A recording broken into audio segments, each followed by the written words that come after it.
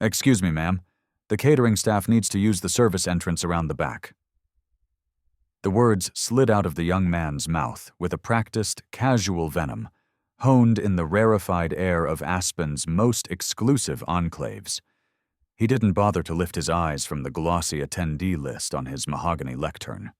With a flick of his wrist, he gestured vaguely toward the rear of the St. Regis, a dismissive wave meant for someone he had already categorized and discarded. Dr. Anya Sharma stood motionless, a column of quiet defiance in a simple, impeccably tailored midnight blue dress. All around her, the lobby buzzed with the self-assured hum of generational wealth. Diamonds glittered like captive stars on wrinkled necks, and the air, thin at this altitude, was thick with the scent of expensive perfume and entitlement. Champagne flutes clinked, punctuating conversations about market caps and summering in the Hamptons. These were the titans of industry, the financial gods of the American pantheon, and tonight was their Olympus. Before I tell you how she single-handedly brought Olympus crashing down with 2 taps on her smartphone, do me a solid and smash that like button. And you'd better subscribe and ring that notification bell, because the story I'm about to tell you is so insane, so unbelievable, you're going to want to be here for every last delicious detail. I'm here for the Blackwood Capital Summit Gala, Anya said, her voice a low, steady anchor in the swirling tide of privilege. Now he looked up. His eyes, the color of a frozen lake, did a quick, insulting inventory. They scanned her dark skin, the elegant lines of her dress that bespoke quiet expense rather than loud branding, and the leather portfolio in her hand. He scanned her again, as if the first pass had been a mistake, and a second look would confirm his initial, prejudiced calculus. "I'm sorry. There must be a misunderstanding," he said, his tone dripping with condescension. "This is a private, invitation-only event, a very exclusive event." As if summoned by the scent of perceived conflict, a woman's voice, sharp and brittle as frozen lace, sliced through the air behind Anya. "Is there a problem here, Daniel? We can't have disruptions. Not tonight." Anya felt the familiar, crushing weight of their collective gaze. It was a judgment rendered in milliseconds, a verdict delivered without trial, based on an ancient, ugly ledger of who belonged and who did not. She felt her fingers tighten on the portfolio. Inside rested a series of documents, encrypted files on a thumb drive that held the power to detonate the very foundations of their gilded world. But not yet. The timing had to be perfect. First, she needed to let them build their own gallows.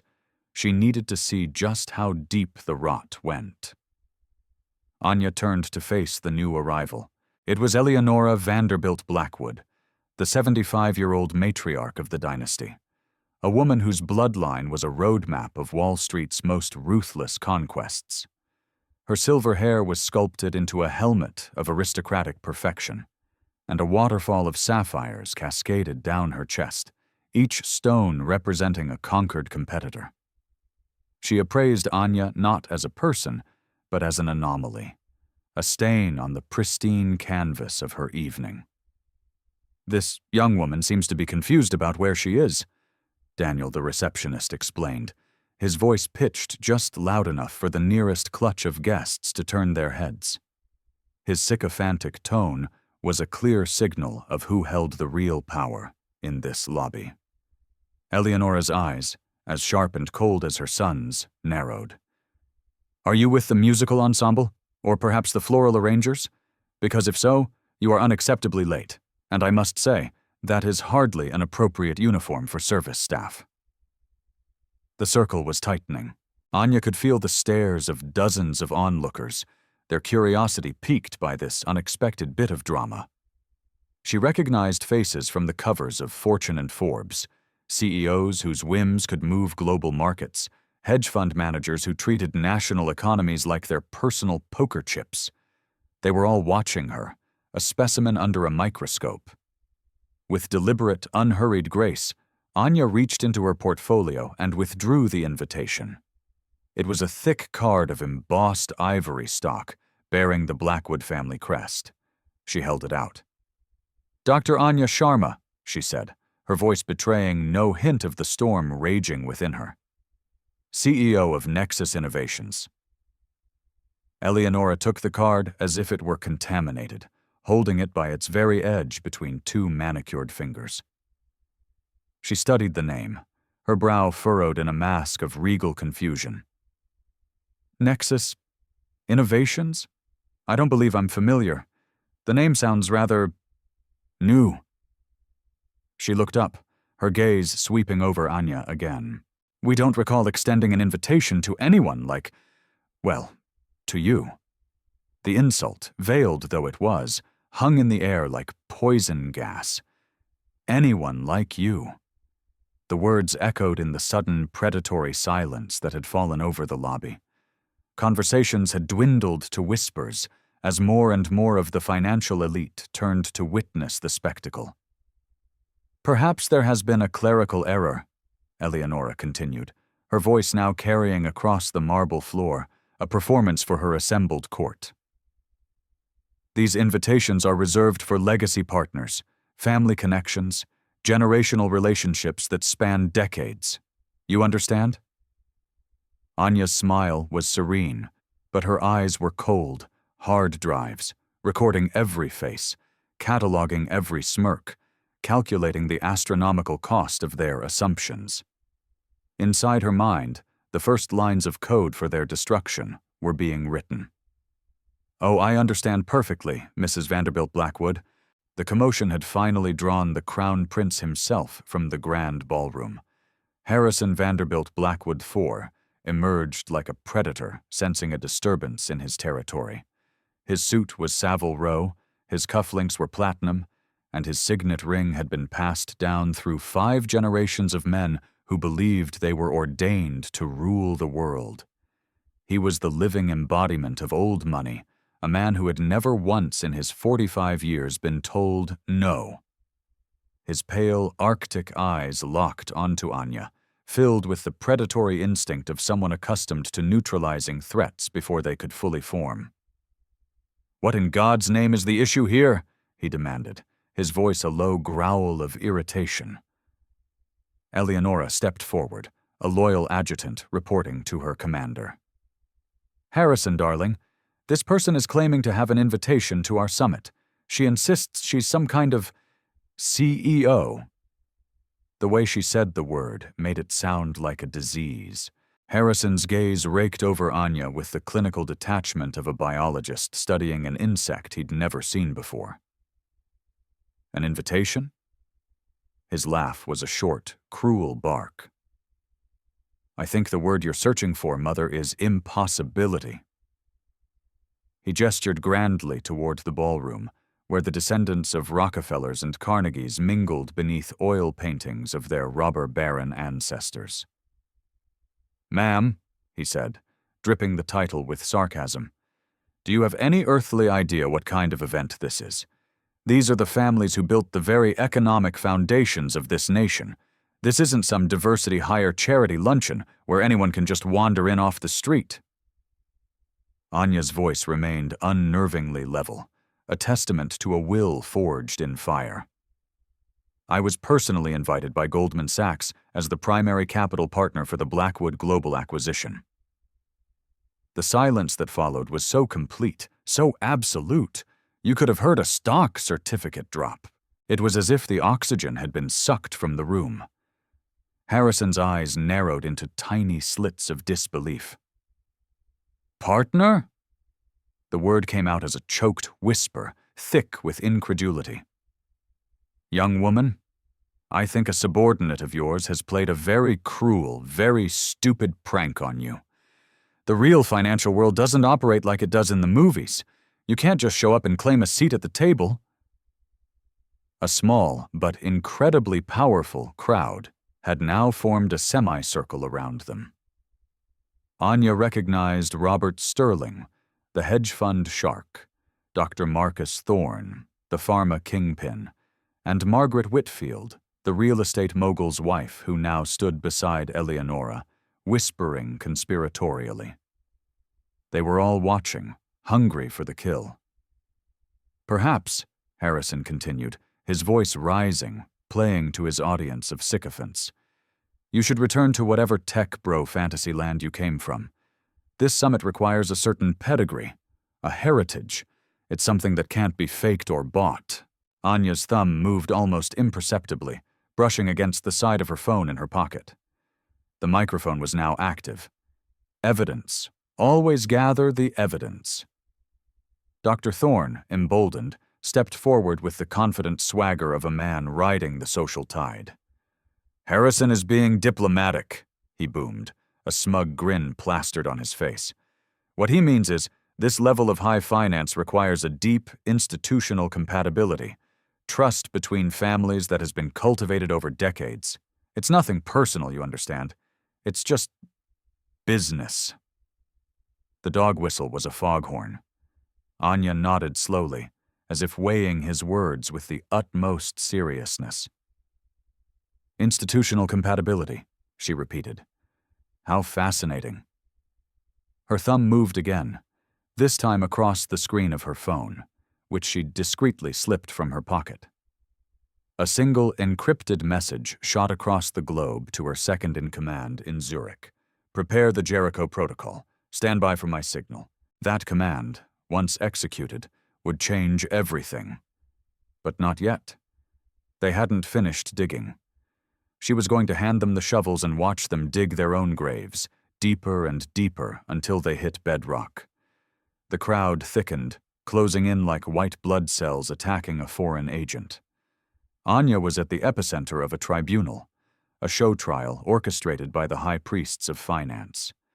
Harrison Vanderbilt Blackwood IV stood before her like a grand inquisitor, ready to deliver the final verdict. His family's century of dominance gave an invisible, crushing weight to his every word. I think, Harrison announced, his voice echoing with the unshakable authority of a man who had never been wrong, that we need to handle this situation right here and now. He turned to the rapt audience of New York's financial royalty. Ladies and gentlemen, we seem to have an individual here who, through some profound delusion, believes she belongs in our world. A ripple of cruel, nervous laughter spread through the assembled guests. They were a pack of hyenas, sensing a wounded animal. Anya remained perfectly still.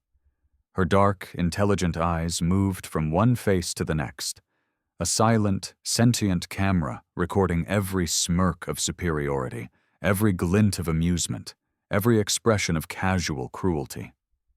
She wasn't just observing. She was compiling a dossier. She was building a case for a trial that wouldn't be adjudicated in a courtroom, but on the trading floors and in the boardrooms of the world. Eleonora glided forward, taking center stage like a seasoned actress. Harrison, she said, her voice crisp and commanding, enough of this foolishness. We have senators waiting. This is becoming unseemly. Her gaze fell upon Anya with the full weight of historical judgment.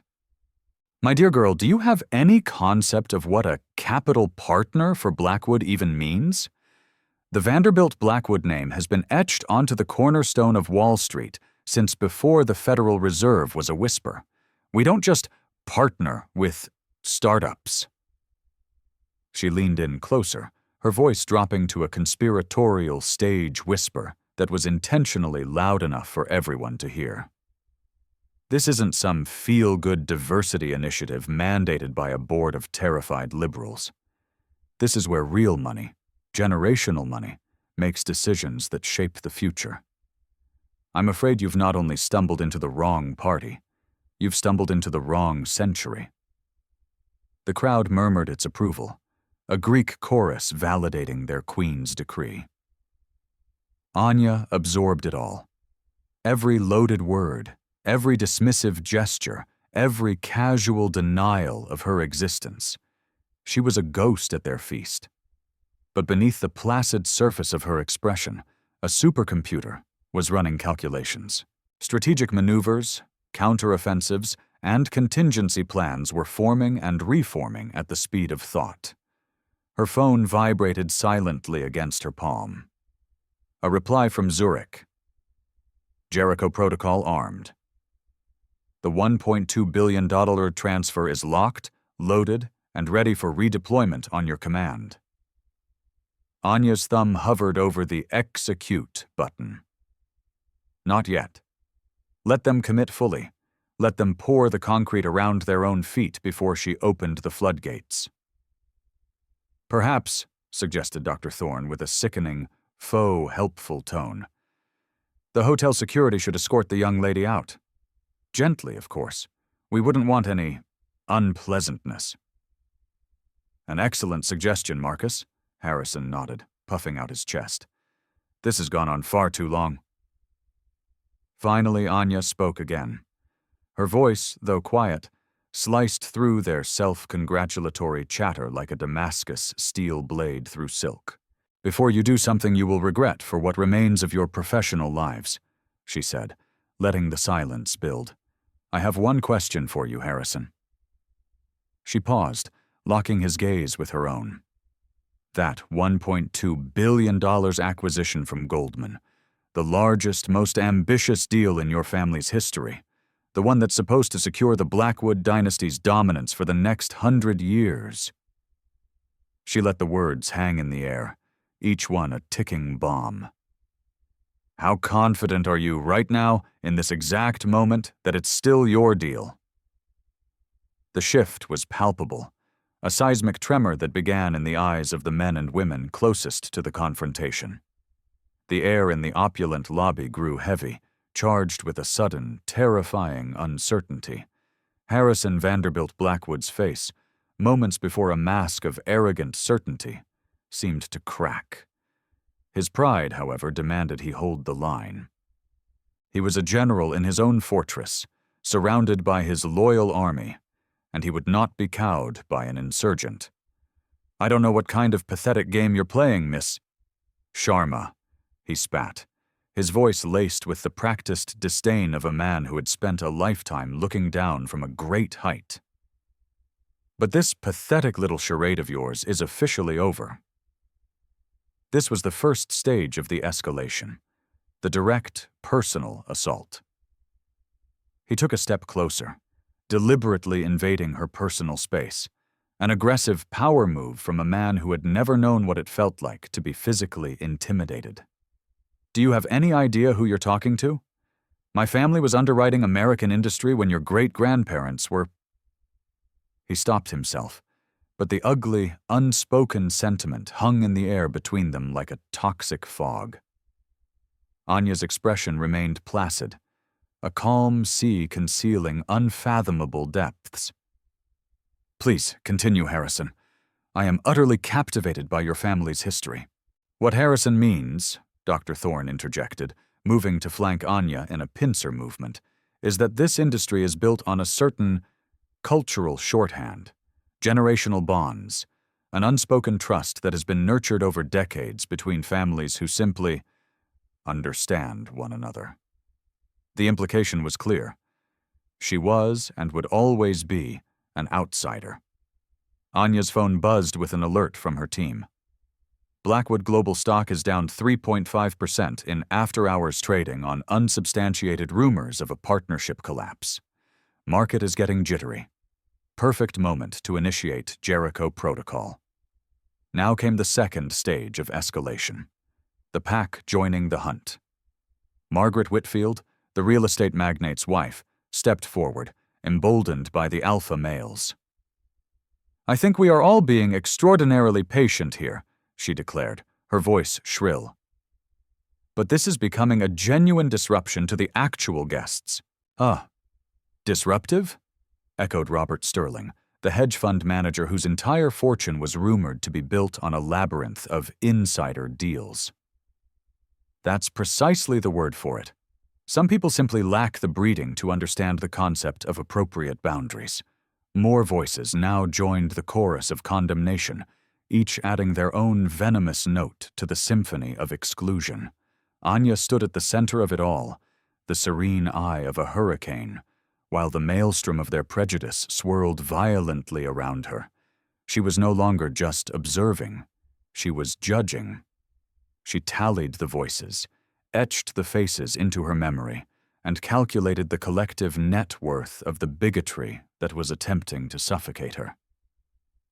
"Perhaps," suggested Victoria Ashford, whose husband's family had made their fortune in oil and war, "we should be asking how she even managed to get a hold of an invitation in the first place, because the legitimate channels would simply never—" "What Victoria is so delicately trying to say," Harrison interrupted, his voice booming as he addressed the entire lobby, as if it were a shareholders' meeting, "is that certain standards must be maintained for a reason. Not everyone can simply declare themselves a player in our world." And there it was. Stage 3. A complete and total loss of control. The confrontation had now siphoned nearly every guest from the ballroom.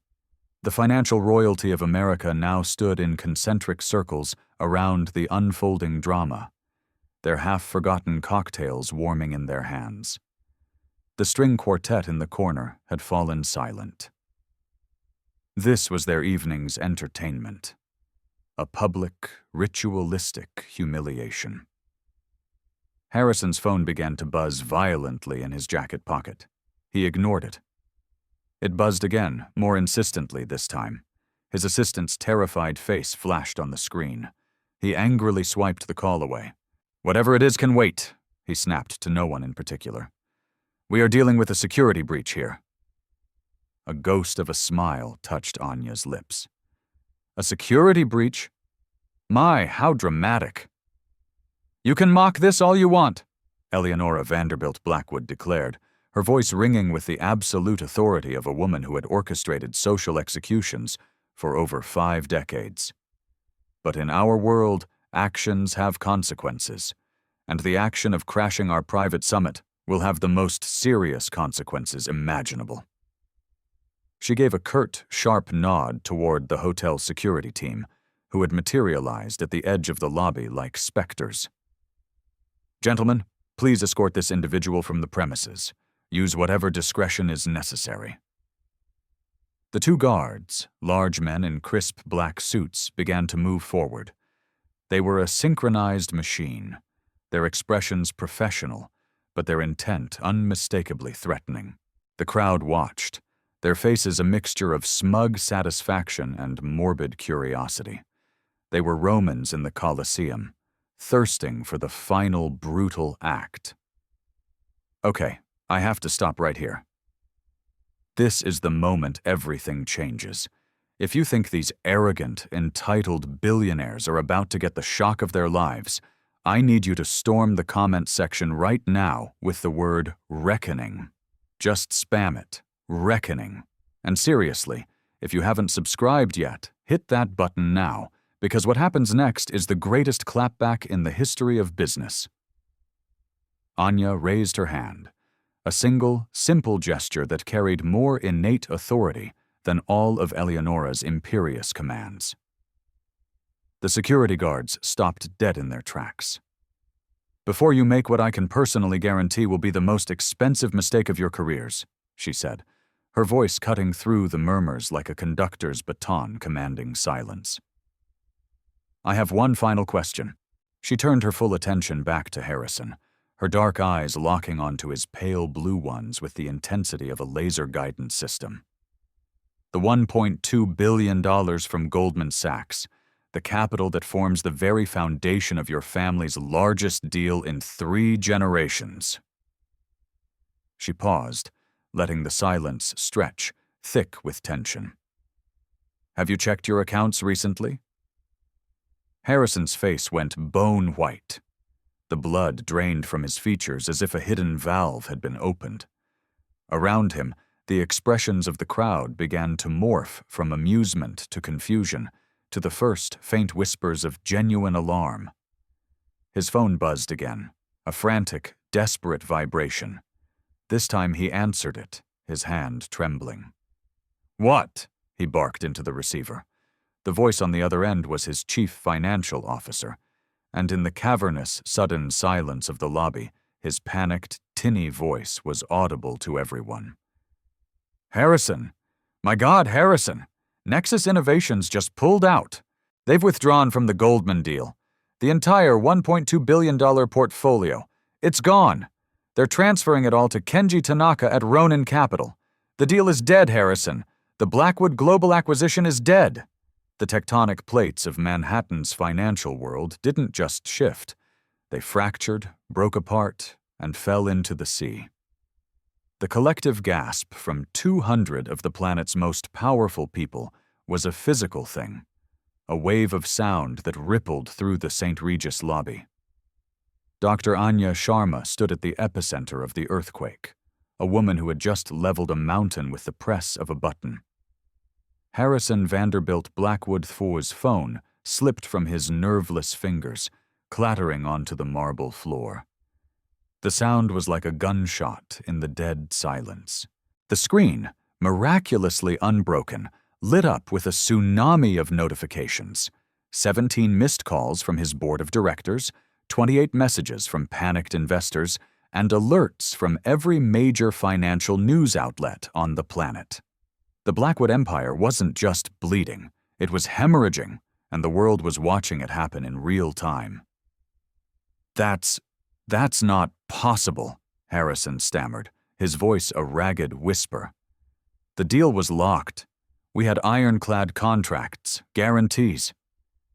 "You had assumptions," Anya corrected him, her voice imbued with the calm, terrifying authority of someone who didn't just play the game, but could rewrite the rules at will.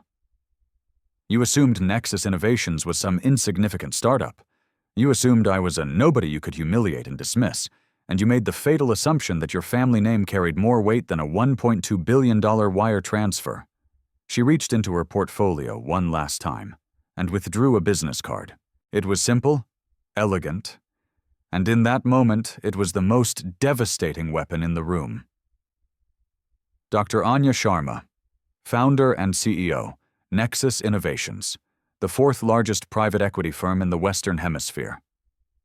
She let that sink in.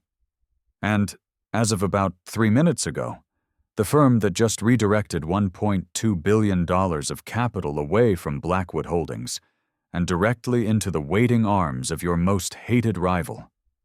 The revelation detonated in the lobby like a neutron bomb, leaving the buildings standing but vaporizing the people inside. These titans of finance, men and women who moved billions with a single phone call, were frozen in a state of collective shock. The impossible had just become the inevitable, and they were all witnesses to the execution. Eleonora Vanderbilt Blackwood seemed to age 20 years in 20 seconds. The Iron Matriarch who had ruled Aspen and Manhattan society with absolute authority suddenly looked frail, brittle, like an antique porcelain doll that had been violently shaken. $1.2 billion, she repeated, the words escaping her lips as a faint, breathless puff of air. "The largest single capital transfer in your company's history," Anya confirmed, her tone matter-of-fact. "It's now on its way to Ronin Capital. I spoke with Kenji this morning. He was quite enthusiastic about the opportunity to so dramatically expand his portfolio at your expense." Harrison opened his mouth, but no sound came out. He was a fish gasping for air on a marble pier, the man who had been born into the financial royalty of America, who had never known a moment of doubt or powerlessness, was rendered utterly speechless in the face of true, meritocratic power. Dr. Thorne took a half-step backward, then another, trying to melt into the crowd. His pharmaceutical fortune, once a source of immense pride, now felt like pocket change. Margaret Whitfield's opulent sapphire necklace seemed to be tightening around her throat as the horrifying realization dawned that she had been a gleeful spectator at a financial massacre. "But how?" Robert Sterling finally managed to stammer, his voice cracking. "The contracts, the legal frameworks, the regulatory hurdles, all contingent upon Nexus Innovations' continued capital participation," Anya explained with the cool patience of a university professor lecturing a class of particularly slow freshmen. A participation which, as of 2032 Mountain Time, was officially and irrevocably withdrawn. She held up her phone, displaying the time-stamped confirmation message from her team in Zurich. The beautiful thing about modern finance, Mr. Sterling, is its velocity. A single encrypted signal can cross the globe in less than a second. And in that second, a generational fortune can become a generational cautionary tale. The lobby of the St. Regis was no longer a party venue. It was a crime scene. And Dr. Anya Sharma was both the lead detective revealing the killer and the assassin who had pulled the trigger. The Blackwood dynasty lay bleeding out on the Italian marble, and its peers, the so-called masters of the universe, could only watch in stunned, terrified silence. Harrison's CFO called again. The phone's frantic ringing sliced through the silence like a funeral bell. This time Harrison couldn't even bring himself to look at it. The crushing weight of what he had done, what his arrogance and prejudice had wrought, was settling on his shoulders like a shroud made of lead. Anya calmly surveyed the faces around her. She read the dawning horror in the eyes of every single person who had watched her humiliation with such smug delight only minutes earlier. They were no longer looking at an outcast. They were looking at a conqueror, and the chilling realization was dawning on them that they had just witnessed the violent birth of a new and utterly ruthless power in their carefully curated world. The funny thing about assumptions, she continued, her voice carrying to every corner of the now silent lobby, is how catastrophically expensive they can become when they turn out to be wrong. The reckoning wasn't coming. It was here, and it was just getting started. Within the hour, the carnage was absolute. Harrison Vanderbilt Blackwood IV sat slumped in a wingback leather chair that must have felt like an electric chair, staring at the screen of his laptop. He was watching his family's century-old financial empire burn to the ground in real time. The screen was a waterfall of crimson numbers. Blackwood Holdings stock was in freefall in after-hours trading, down 15%, down 25%, down 40%. It had been halted twice. News of the Nexus Innovations withdrawal had hit the financial media like a meteor strike. CNBC was running a continuous breaking news banner. Blackwood Global Deal collapses. 1.2 B pulled by mystery firm Nexus Innovations. Bloomberg terminals from New York to Hong Kong were painting the same apocalyptic picture. Eleonora stood behind her son's chair, a statue of crumbling pride. She looked like a general surveying the wreckage of her annihilated army on a battlefield she had been certain of winning just an hour before. Her cold, cruel eyes, which had sparkled with malicious glee during Anya's humiliation, were now hollowed-out pits of despair. She was watching her family's legacy being erased from history. "How did we not know?" she whispered, the question not directed at Harrison, but at the universe that had so profoundly betrayed her. Nexus Innovations manages over $300 billion in private equity. How in God's name did we not know who she was? Harrison had no answer. Her question laid bare the suffocating depth of their bubble, the utter completeness of their isolation from any reality that didn't perfectly mirror their own preconceived notions. They had been so insulated by their wealth, so certain of their own superiority, that they had never bothered to do the most basic due diligence on the very person who was providing the lifeblood for their largest ever acquisition. Their arrogance had been a terminal illness. Anya had not left. She stood calmly near the reception desk where the evening's horror had begun. Her phone was buzzing incessantly, but now the calls were from reporters from the Wall Street Journal, the Financial Times, and Reuters, all of them somehow aware that she was the ghost at the center of the Blackwood family's public execution. "Dr. Sharma," a voice called out tentatively. It was Dr. Marcus Thorne. He approached her with the cautious, shuffling steps of a man navigating a minefield. The pharmaceutical executive who had so smugly lectured her on institutional compatibility now looked like a condemned man begging for a pardon from the executioner.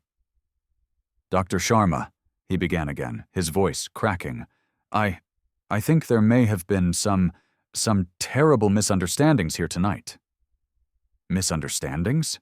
Anya replied, her tone one of professional courtesy, which was somehow more brutal than any insult could have been. "Oh, I don't think so, Dr. Thorne. I think the air is perfectly clear now, crystal clear." She gestured with her chin toward Harrison, who was now just staring blankly at the laptop screen, having apparently entered a catatonic state. "Your friend Harrison is receiving a real-time education in market meritocracy. He's discovering that generational wealth is no defense against generational stupidity." Margaret Whitfield scuttled over, her face a pale mask of terror. She was desperately trying to manufacture an apologetic smile, but it looked more like a pained grimace. "Dr. Sharma," she began, her voice trembling, "I think we all just got off on the wrong foot. Perhaps we could begin again? A fresh start?" "A fresh start?" Anya repeated the words thoughtfully, as if considering the proposition. "That's an interesting concept, because the slate was never dirty, Mrs. Whitfield. It was always clean. You and your friends were the ones who chose to scribble your ugly assumptions all over it. The crowd of financial titans, who had moments ago formed a lynch mob, were now a captive audience to a masterclass in the dismantling of an aristocracy. They watched with a kind of horrified awe, like anthropologists observing the sudden, violent collapse of a lost civilization they had just discovered. Harrison's phone rang again. This time he stirred from his stupor and answered it, his voice a dead, hollow monotone. "Yes, I understand. No, I don't believe the Nexus portfolio is recoverable. No, I don't know if the Goldman relationship can be salvaged. No, I have no idea what we do next." He ended the call and finally looked up at Anya. His eyes were the eyes of a man who had been completely and utterly broken. "The board is convening an emergency session. They're discussing leadership transition." Anya nodded with the detached sympathy of a surgeon delivering a terminal diagnosis. "I imagine they are. A $1.2 billion fiduciary failure tends to accelerate conversations about corporate governance. It usually results in very permanent personnel adjustments." "Dr. Sharma." It was Eleonora. Her voice, though strained, still held the last vestiges of its once unshakable authority. "Surely we can come to some sort of accommodation. Business is business. Personal feelings shouldn't enter into it." Anya turned to face the matriarch who had so gleefully orchestrated her attempted humiliation. "You're right, Mrs. Vanderbilt Blackwood. Business is business," she agreed. "And the business reality is that your family just provided the world with a spectacular case study on why inherited power is no match for earned competence." She held up her own phone, its screen glowing with a flood of congratulatory messages. "Kenji Tanaka at Ronin Capital is deeply grateful for the expanded portfolio. Goldman Sachs is extremely interested in strengthening their relationship with Nexus Innovations. And the Wall Street Journal is very, very interested in my exclusive account of this evening's events." As if on cue, the final nail was hammered into the Blackwood family coffin. A young woman in her late 20s, holding a reporter's notepad, approached the shattered group with the confident stride of a shark smelling blood. "Mr. Vanderbilt Blackwood, I'm Sarah Chen with the Wall Street Journal. My sources tell me you were present when Dr. Sharma of Nexus Innovations withdrew from your merger tonight. Would you care to comment on the specific circumstances that led to this unprecedented decision?" Harrison stared at the reporter as if she were speaking a dead language. How could he possibly explain it? How could he tell the world that his family's dynasty had been destroyed because they had assumed a woman of color couldn't possibly belong in their world. Anya stepped forward, exuding grace and control. "Ms. Chen," she said, her voice clear and steady, "I would be happy to provide the full context for tonight's business decisions."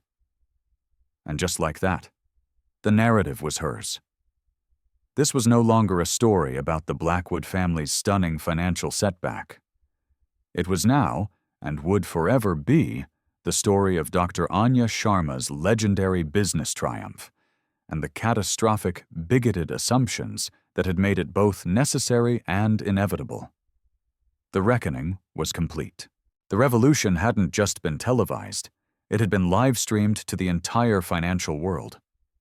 1 week later, Dr. Anya Sharma stood at a podium in the main conference room of Nexus Innovations, 60 floors above the streets of Chicago. The view from the floor-to-ceiling windows was a stunning panorama of the city, a testament to a career built on steel-trap intellect and relentless drive, not inherited privilege. The room was packed with cameras and reporters from every major global news outlet.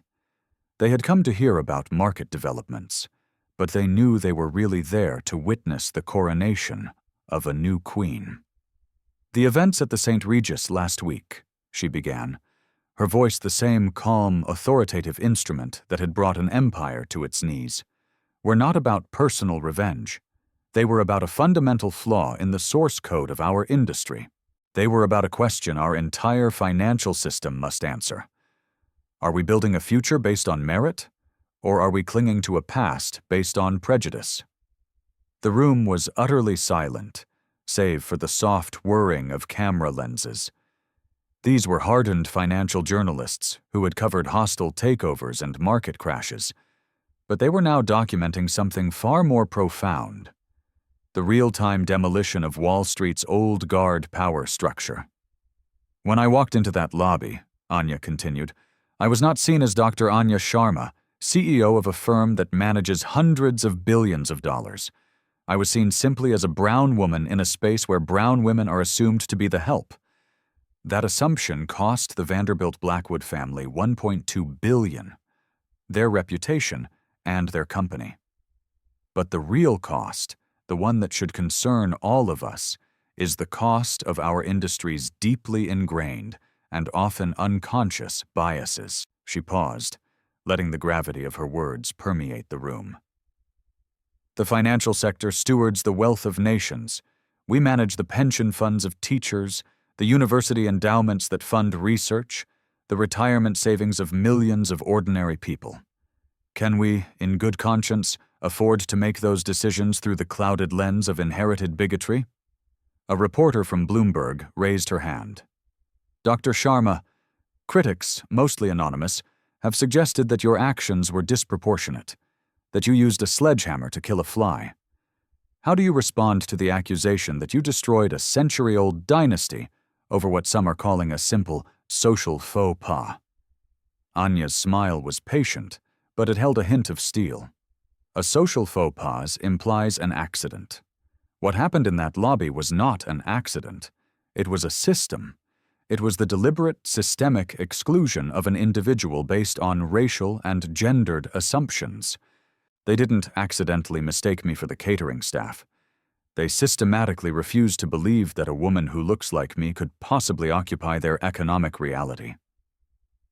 She gestured toward the sprawling city below. For decades, the skyline of every major city in the world has been shaped by decisions made by people who look like Harrison Vanderbilt Blackwood.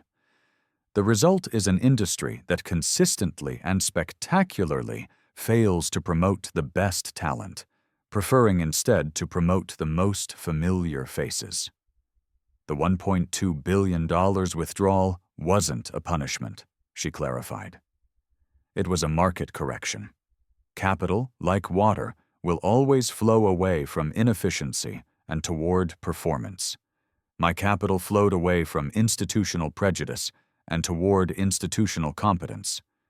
Ronin Capital welcomed our portfolio because they evaluated my firm based on its track record, not on the color of my skin.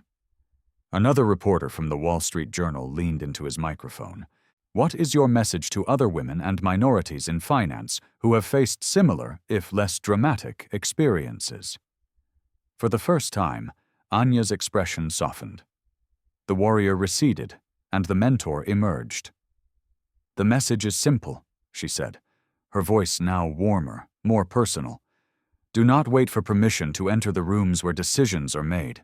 Build your own rooms, build your own tables, and when you are in a position of power, make damn sure the doors to those rooms are wide open. Nexus Innovations has always made diversity a core principle of our hiring and investment strategy, not as a matter of social justice, but as a matter of economic efficiency. Diverse teams consistently outperform homogeneous ones. Inclusive cultures attract and retain superior talent. The data on this is overwhelming and unequivocal. So for the young professionals watching this, the ones who see themselves in my story, and I know there are far too many of you, understand this. Your competence is your armor and your sword. Build it, sharpen it, wield it. And when someone mistakes your presence for a mistake, show them, in no uncertain terms, the true cost of their error. The press conference had become something else entirely. It was a sermon on the future of capitalism, and it would be studied in business schools for generations. But she had one final point to make. And finally, she said, her gaze sweeping across the room, to the institutions that continue to operate under the delusion that power and talent have a particular look or a specific last name, my message is this: evolve or die. The financial markets are, in the long run, brutally meritocratic. Companies that embrace true diversity will devour those that only pay lip service to it, and firms that actively exclude talent will watch their capital flee to their more intelligent competitors. You can either follow the Vanderbilt Blackwood example into the dustbin of history, or you can join us in the 21st century. The choice is yours. With that, she nodded and stepped away from the podium. The revolution was complete. What Anya did next didn't just change her life. It sent a shockwave through the entire industry. Her story is a masterclass in power and prejudice, and if you want more stories like this, make sure you're subscribed and share this video with someone who needs to see it. Let me know in the comments what you think the biggest lesson from this is.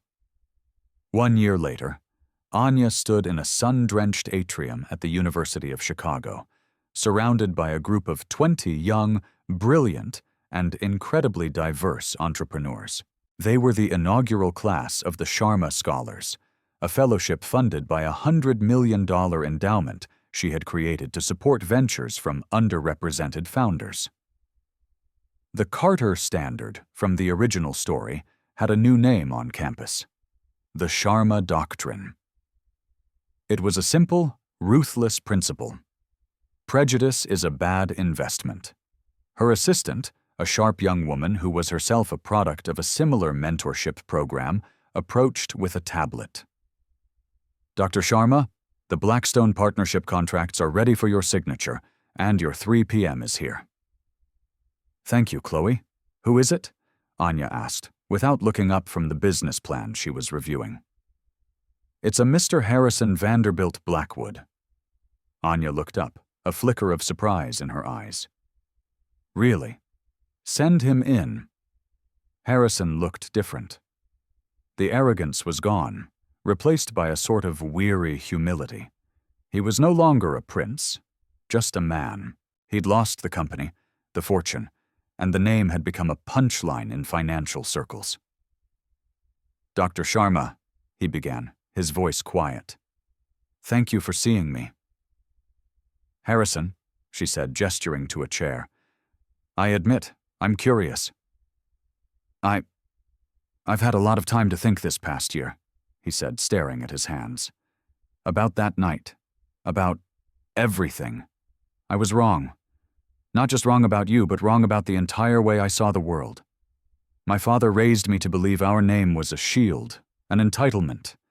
It never occurred to me that it was actually a blindfold. He finally looked up, his eyes meeting hers. "What I came here to say was, thank you. You didn't just destroy my company. You saved my life. You forced me to see."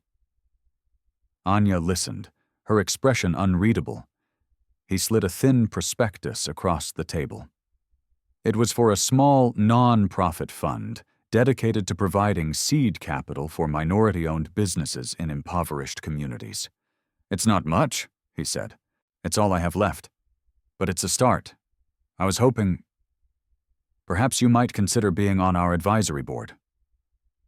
Anya picked up the prospectus. She read it carefully, her mind analyzing the data, the projections, the mission. It was solid, well-researched, humble. She looked at the man before her, a ghost from a past life, and saw not an enemy, but a convert. The greatest victory wasn't in the destruction of the old guard, but in the reformation of it. The ultimate power wasn't just in building your own room, but in convincing the old occupants to help you knock down the walls for everyone else. She closed the prospectus and extended her hand across the table. "I'll do it," she said, "on one condition." "Anything," he said. "Help me teach them," she said, nodding toward the young scholars in the atrium. "Help me teach them how to build a world where no one ever has to live through a night like the one we had in Aspen. For the story that began with a vicious assumption ended with an unlikely alliance. The financial world that had once excluded people based on their appearance now slowly, painstakingly, began to compete for talent based on ability. And the woman who was once mistaken for the help had become the architect of a more just and ultimately more profitable future. Anya Sharma had done more than cancel a billion-dollar deal.